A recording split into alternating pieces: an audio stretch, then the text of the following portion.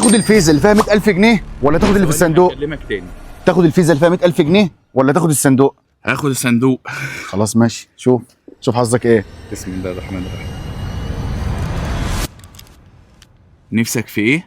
اي حاجه انت نفسك فيها هتحقق دلوقتي. والله انا الحمد لله انا ما نفسيش في حاجه، يعني انا كان عندي امنيه والحمد لله اتحققت، فانا عايش راضي. طب انا ممكن اعرف الامنيه بتاعتك؟ عايز اعرف. مش لازم يعني. طب ليه؟ ما انا عايز اعرف. انت ربنا حقق لك بعد قد ايه مثلا؟